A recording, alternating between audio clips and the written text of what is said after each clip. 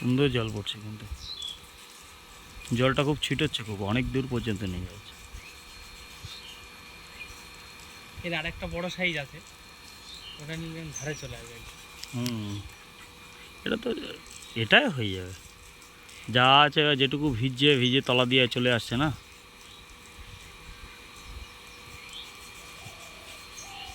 গরুগুলো তুলে দিয়ে উপরে উঠবো, কোনোটাই আঠা দেওয়া নেই কিন্তু, আমি একটাও আঠা দিইনি, প্লেন টাইট করে দিয়েছে, প্লেন শুধু সকেট করে রেখে দিই।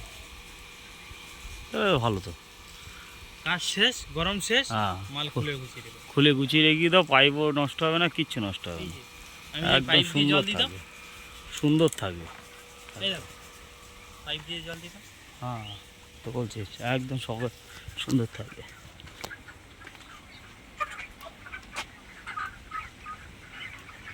হবে 18 দিন বয়স, 1800 বডি ওয়েট।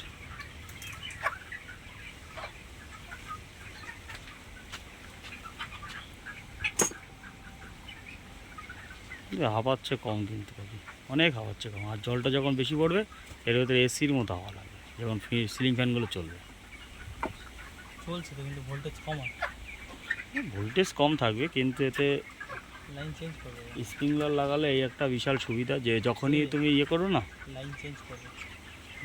যখনই তুমি স্প্রিংলার এ করবে তখনই তোমার এই জলটা পড়বে, পড়ার সাথে সাথে তোমার চালটা ঠান্ডা হয়ে যাবে, পাখি ভিতরে আর গরমটা আসবে না, যে চালের যে গরমটা, খড় যতই চাওয়া গরম থাকবে। এমনি দেখো আমার ঘর আগে